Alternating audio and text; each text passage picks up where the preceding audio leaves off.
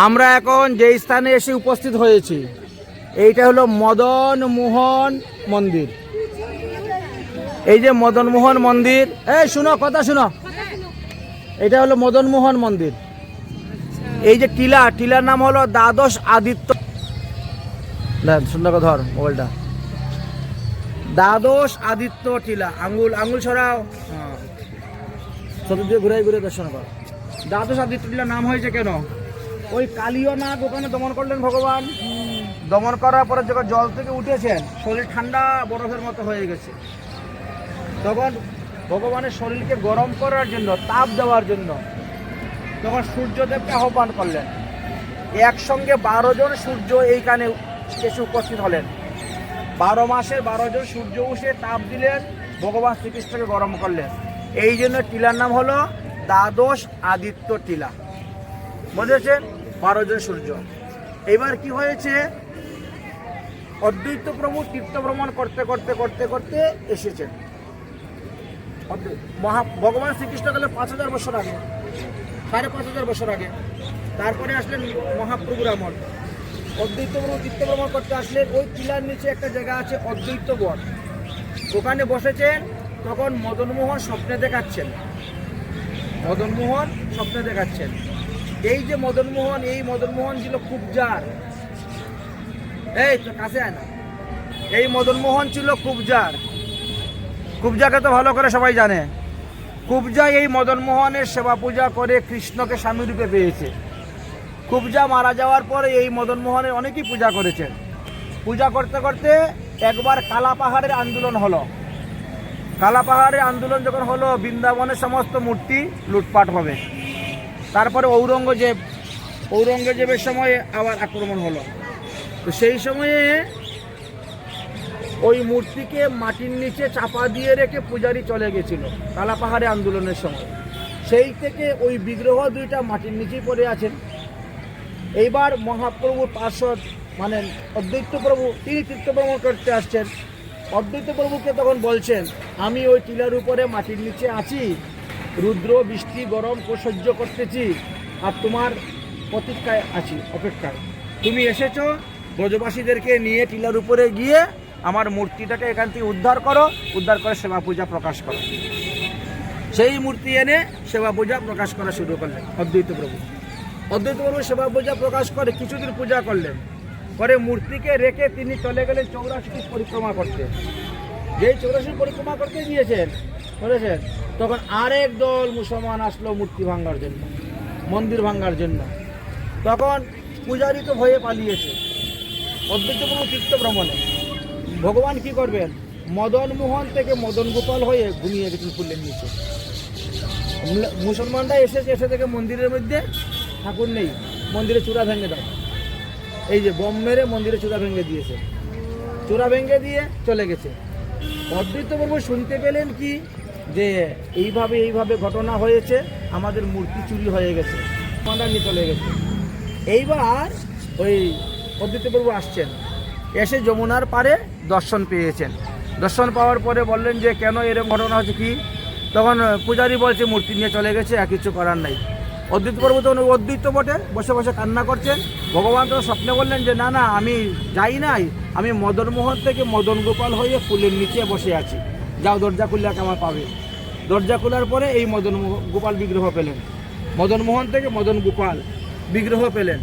বিগ্রহ পেয়ে সেবা পূজা করছেন। কিছুদিন সেবা পূজা করার পর এবার ভাবলেন যে ওটাকে নিয়ে শান্তিপুরে চলে যাব, নবদ্বীপে, আর এখানে রাখবো না। কিন্তু মূর্তি ফটোতে আদেশ দিলেন যে বৃন্দাবন ছেড়ে আমি কোথাও যাব না, আমাকে বৃন্দাবনে রাখো, আমি বৃন্দাবন থেকে বাইরে যাব না। তখন অদ্বৈত প্রভু কী করবেন, এতদিন সেবা পূজা করেছেন, ঠাকুরের সঙ্গে একটা ভালোবাসা হয়ে গেছে, রেখে যাবেন কেমন করে কান্না করছেন। তখন বিশ্বকা সখী ওই নিধুবনে ওই মদন গোপালের একটা চিত্রপট অঙ্কন করে অদ্বৈত প্রভুর হাতে তুলে দিলেন, যাও এইটা নিয়ে তুমি পূজা করো। অদ্বৈত প্রভু চলে গেলেন। আর এই মদন গোপাল রইলেন কি মথুরার এক ব্রাহ্মণের ঘরে, চৌবে ব্রাহ্মণ, যে 4 বেদ জানে, সেই চৌব ব্রাহ্মণের ঘরেতে তিনি রইলেন। পরবর্তী সময়ে আসলেন সনাতন প্রভু। সনাতন প্রভু তীর্থ ভ্রমণ করতে করতে আসলেন, ওখানে গেছে মাদুকরি করতে, আর গোপাল দেখে চিনে ফেলেছেন, আর এই এত দিকে আমাদের সেই অদ্বৈত প্রভু প্রকটিত গোপাল। তখন বলছেন, মামা তোমার তো অনেকগুলো গোপাল আছে, একটা গোপাল আমাকে দিয়ে দাও। তোমার যেটা ভালো লাগে নিয়ে যাও, ওর দিয়ে দেবো, সেটাই চলে যাবে। তখন ওই ওই গোপালটাই নিয়ে চলে আসলো সনাতন গোস্বামী, এই যে এইখানে রাখলেন। তখন এই মন্দির ছিল না, এমনি ঝুপড়ি ঝাপড়ি দিয়ে ঘর বানিয়ে রেখে সেবা পূজা করতেছেন। এখন কী করেন, ওই বন থেকে ঘাস নিয়ে আসেন, এই শাক এনে রান্না করে ভগবানকে ভোগ দেন, ভগবান সন্তুষ্ট নয়। ওখানে ভালো ভালো খেয়েছেন তো, বলছেন তুমি লবণ ছাড়া শাক রান্না করে দাও, আমি খেতে পারি না, আমার দ্বারা সম্ভব নয়। বলছে তাহলে তুমি তোমার লবণের ব্যবস্থা করো, আমার দ্বারা সম্ভব নয় লবণের ব্যবস্থা করা। ভগবান বলছে ঠিক আছে, তাহলে আমার লবণের ব্যবস্থা আমিই করবো।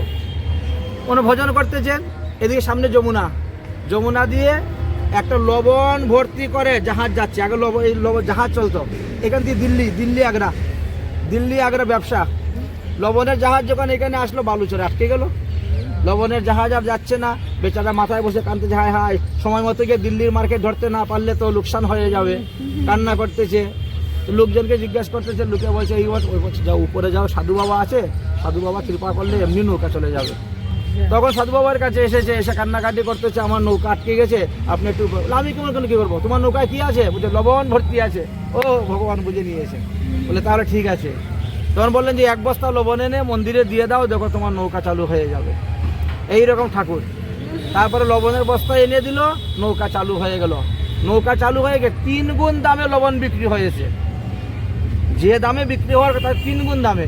ওই টাকা নিয়ে এসে তারপর তিনি মন্দির বানিয়ে দিয়েছেন, বুঝেছেন? এই অপ্রাকৃত লীলা হলো এই স্থান।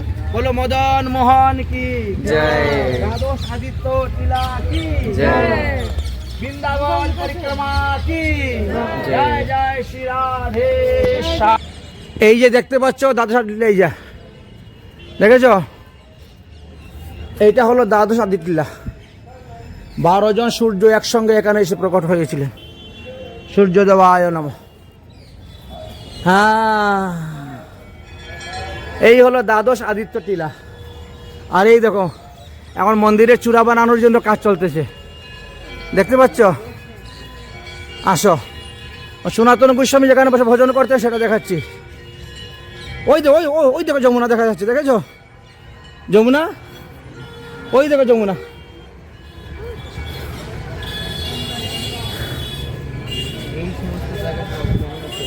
হ্যাঁ, এটা সে যমুনা ছিল, এটা।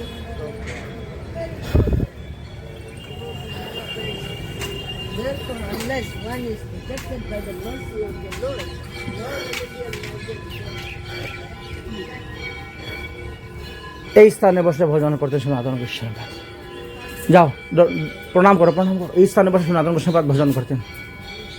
সনাতন গোস্বামী পাদের ভজন করি, দর্শন করো।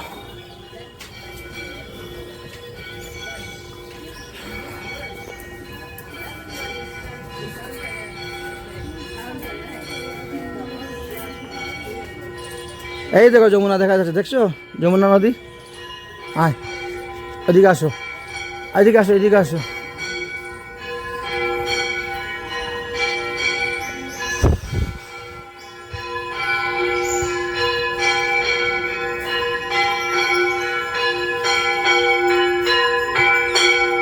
জয় হোক।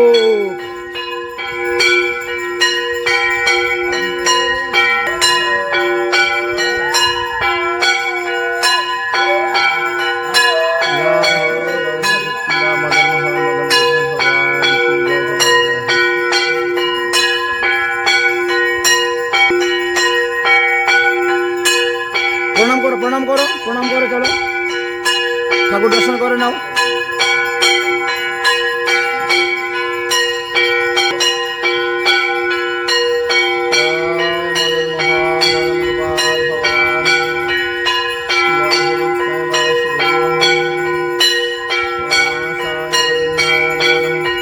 শ্রী মদন মোহন মহারাজ কি জয়।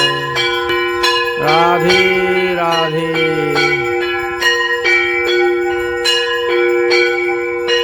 জয় মদন মোহন, জয় মদন গোপাল বিগ্রহ কি জয়। আমরা সেই স্থান দর্শন করলাম, আপনাদেরকে দর্শন করাইলাম। জয় শ্রী রাধেশ্যাম, গৌর হরিবল।